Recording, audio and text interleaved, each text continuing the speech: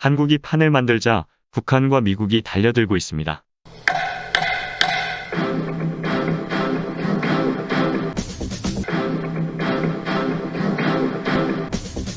유령국가 취급당하며 오바마 8년을 보냈던 북한과 악의 축이라며 상대하길 꺼렸던 미국은 너무나 당연하게도 서로 신뢰가 없습니다. 오늘은 남북미에서 나온 소식을 전해드리겠습니다. 미국에서 쿼드 4개국 첫 대면 정상회의가 열렸습니다.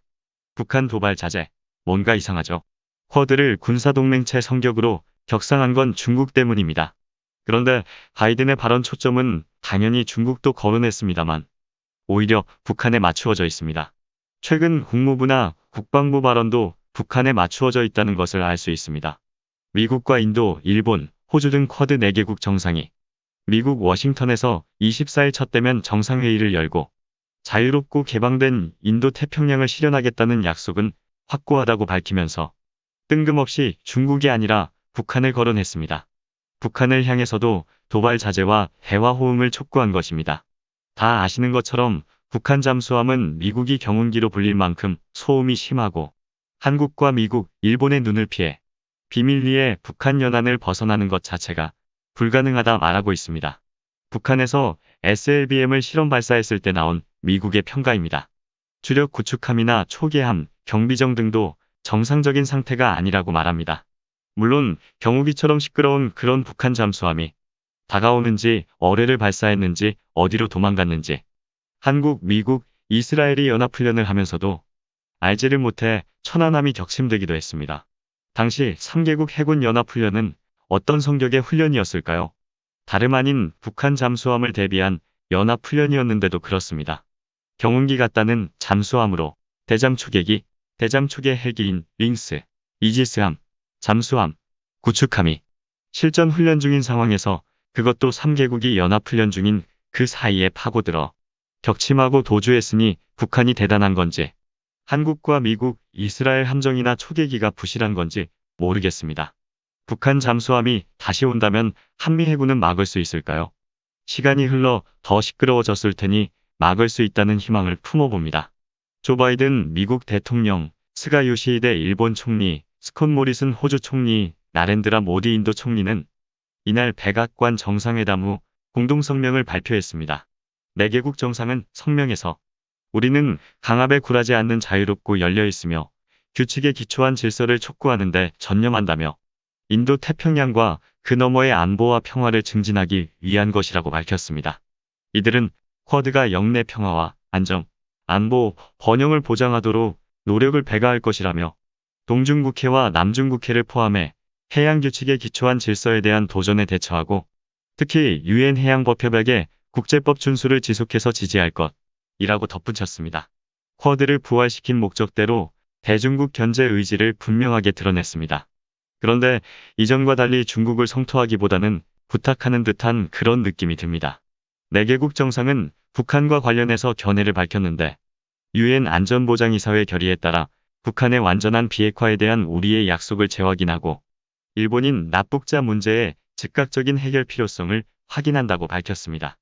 일본인 납북자를 비핵화와 교묘히 연계시키는 일본의 의지가 나타나는 대목입니다. 쿼드 정상들은 성명을 마무리하며 북한이 유엔 의무를 준수하고 도발을 자제할 것을 촉구한다고 덧붙였는데 여기서 한 가지 유엔 결의를 말씀드리겠습니다. 수년 전 유엔에서는 전 세계 어느 국가도 핵을 가질 수 없다는 결의안을 통과시켰습니다. 보유국은 모두 핵을 포기하도록 결의안을 채택했습니다. 그러나 미국, 러시아, 중국, 영국, 프랑스, 이스라엘, 인도, 파키스탄 어느 국가도 이 결의안을 지킬 의지가 없습니다. 유엔 결의를 위반하는 것, 그것이 국제법 위반입니다. 북한에만 적용하고 강요해선 안 되는 것이 국제법입니다. 미국은 되는데 북한은 안 되는 이런 모습은 약소국이 겪는 비애라 할 수 있습니다. 정작 미국에선 별 반응이 없는데 조선일보를 비롯해 국내에서 쟁점화시키려고 무진장 애를 쓴 것이 있습니다. 해외 언론과의 인터뷰에서 정의용 장관이 중국을 두둔했다며 말 그대로 지랄들을 한 것인데요. 정의용 외교부 장관의 중국 발언이 무엇이 문제일까요? 중국과 대치 중인 미국은 별일 아니라는 듯 바라보는 이유는 뭘까요? 대한민국은 대한민국의 국익과 그에 필요한 외교를 해야 합니다. 주권 국가에서 국익을 위해 취하는 너무도 당연한 외교로 미국도 받아들이고 있는 것입니다. 대한민국은 미국을 배려할 수 있습니다만 그것은 국익이 해를 입지 않을 때입니다. 미국의 시각이 있고 우리의 시각이 있습니다. 기준은 국익입니다. 미국의 정책이 우리의 정책도 아닙니다. 우리나라 국명은 대한민국이지 미국이 아닙니다. 미국이 중요한 만큼 중국도 우리에겐 중요하고 무엇보다 우리 남북한이 중요합니다. 경제도 그렇지만 중국은 한국이 원하는 역할을 북한에 해줄 수 있는 국가입니다. 남북관계에 중국이 회방만 놓지 않아도 우리 외교는 성공했다 할 수 있습니다. 하지만 그 이상의 협력을 중국으로부터 받고 있습니다. 최근 일본에서 총리 후보들이 발표하는 것이 있습니다. 외교에서는 너무 미국에 치우쳐 있으니 총리가 되면 중국을 중시하겠다는 것이고 야스쿠니 신사참배를 재임 중에 하지 않겠다는 것입니다. 일본 총리 후보들은 의도적으로 한국을 거론하지 않습니다.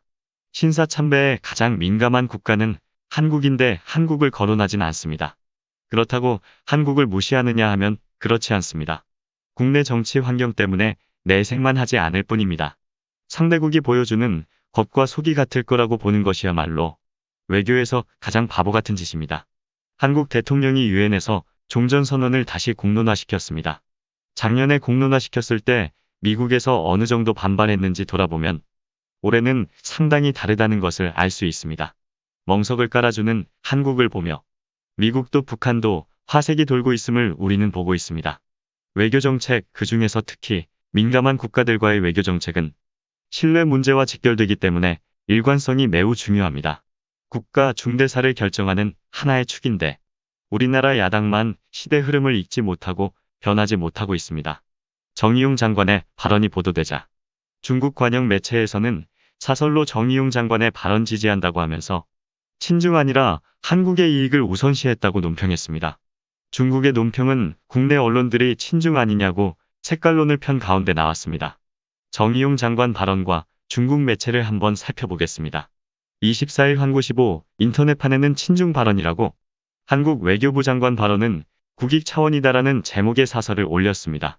매체는 우리가 보기에 정의용 장관은 단지 몇 마디의 큰 사실을 말했을 뿐이라며 어느 국가가 주권과 핵심 이익을 수호함에 있어 강력하게 나가지 않는지 묻고 싶다고 전하면서 중국은 여러 나라와 영토 분쟁이 있다. 우리는 그동안 명확하게 견해를 밝혔으며 우리 이익을 수호해왔다며 중국의 능력이 향상됐는데 이 능력을 중국을 핍박해오는 도전에 반격하는 것은 당연하다 라고 했습니다. 중국이 하는 주장이니 공산당이 하는 주장이니 다 틀리다. 매우 잘못된 시각입니다. 모든 주권 국가는 그 나라의 관점이 있습니다.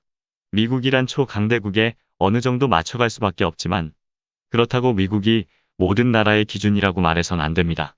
올해 해지된 우리 미사일 주권은 그동안 미국에 의해 제재를 받았었는데 온당한 처사였을까요? 미국이 원한 사드를 설치했는데 중국의 보복을 받았고 그 상황에서 미국은 고율의 관세 보복을 우리에게 했습니다.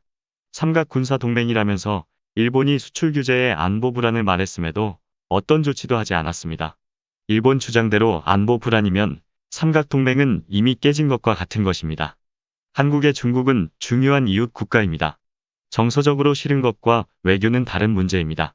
한국은 중국과 미국 사이에 낀 전형적인 나라입니다. 문재인 정부는 취임 이후부터 미중 사이에서 균형을 유지하는 데 주력했습니다. 우리나라는 호주, 일본과 처지가 전혀 다릅니다. 미국과 일본, 심지어 국내 안보 사대주의자들은 이런 한국 외교를 깨려고 별짓을 다 했습니다. 미중 균형 외교를 펼친 한국 외교가 실패했을까요? 균형감을 잃지 않은 덕택에 전략적 공간을 축소한 것이 아니라 확장했고 한국의 이익을 지킬 수 있는 외교적 유연성을 증대시켰습니다. 분명히 한국과 중국 사회에는 상대방에 대한 격한 정서가 있습니다. 하지만 양국 정상을 비롯한 두 나라의 외교적 노력은 이런 격한 정서가 주도권을 갖지 못하도록 방향을 잡았습니다. 미국과 중국 두 나라 모두에게 이익이 되는 나라로 한국 위치를 만들었습니다. 이런 것을 정치적 지혜, 외교적 승리라고 말합니다. 정의용 장관은 지난 22일 미국 뉴욕에서 열린 미 외교협회 CFR 대담회에서 중국이 최근 국제사회에서 공세적인 모습을 보이는데 이를 어떤 시각으로 보느냐는 질문을 받았습니다. 정의용 장관이 질문에 여유롭게 답변했습니다. 경제적으로 더욱 강해지고 있기 때문에 당연하다며 20년 전 중국이 아니다라고 답했습니다. 나라의 힘을 국력이라 합니다. 국력은 외부 세계가 인정하는 국력이 있고 자신이 느끼는 국력이 있습니다. 그동안 우리나라는 너무나 자신을 깎아내리면서 살았습니다. 외부 세계가 너는 핵이란 힘을 가졌다고 말해도 고개를 저으면서 아니야 그렇지 않아. 나는 20밖에 힘이 없다고 말했습니다. 자신이 20보다 힘이 많다고 생각한 국가들은 당연히 한국을 대접해주지 않았습니다. 다른 나라 힘의 크기를 보통은 조금이라도 줄여서 보고 싶어 합니다. 반면 내 힘은 더 크게 보이고 싶어 합니다. 세상이 그런데 내가 나를 인정하지 못하면 어떻게 될까요? 머리 조아리고 빌빌대면서 그걸 겸손이라 말하는 등신짓은 이제 그만해야 합니다. 오늘 김여정의 반응까지 정리를 할까 했는데 시간이 너무 길어져서 간단히 정리하겠습니다. 미국과 교감하지 않으면 공론화하면 안 된다. 이것이 그동안 한국이 취해온 외교였습니다. 미국과 부딪힐 때마다 국내에서 별별 개소리가 났지만 문재인 정부가 그걸 깨버렸습니다. 미국은 누구나 인정하는 패권 국가입니다. 세계를 이끌어가는 선도국이라고 미국 자신도 생각합니다. 이 말을 다르게 보면 미국이 취할 행동 반경이 생각처럼 크지 않다는 것입니다. 세계의 눈을 의식 안 할 수가 없는 나라인 것입니다. 하고는 싶은데 직접 돌파구를 마련하기 어려울 때가 있습니다. 문재인 정부가 그런 외교를 무척 잘한다는 것이고 같은 권유도 약 올리는 것처럼 보일 수도 있고 아주 절실하게 다가올 때가 있습니다. 이번 유엔에서의 종전선언 발표는 북한과 미국이 잡아야 하는 봉화줄 같은 제안이었습니다. 그렇다고 그냥 막 잡으면 체면이란 것이 안 서기 때문에 쓸데없어 보이는 이런저런 수식어를 일단 조건으로 붙여둡니다. 중요한 건 미국이 보는 북한 반응이고 북한이 보는 미국 반응입니다. 문재인 정부가 철없는 두 국가를 토닥거리며 마주 앉을 명분을 어찌 주느냐 하는 일만 남았습니다. 김 부부장은 이날 연락사무소를 재설치하는 문제와 남북 정상회담, 종전선언 가능성을 언급한 것에 대해 급한 마음에 북한이 너무 나갔다 생각했는지 어디까지나 개인적인 견해라는 점을 꼭 밝혀두고자 한다라며 행여나 있을지 모르는 김정은이 체면 구길 일을 염려하는 모습을 보였습니다. 오늘 곽상도 아들이 50억 원을 받았다고 하네요. 몸을 상해가며 일한 대가라고 하던데 말입니다. 잠시 추스르면 별거 아닌 정도로 몸 좀 버리고 50억을 벌 수 있다면 그런 일자리 저도 한번 일해보고 싶습니다. 구인 공고 보고 입사했다고 곽상도는 말했는데 아들놈은 아버지 소개로 입사했다고 했죠. 내가 뭘 잘못했냐고 오히려 큰소리치던 곽상도가 돌연 탈당계를 냈습니다. 곽상도가 탈당하면 국민의힘은 자유로워지는 걸까요? 국민은 정치권이 생각하는 것보다 우둔할 때도 있지만 대부분은 언제나 현명합니다. 오늘 영상은 여기까지입니다. 고맙습니다.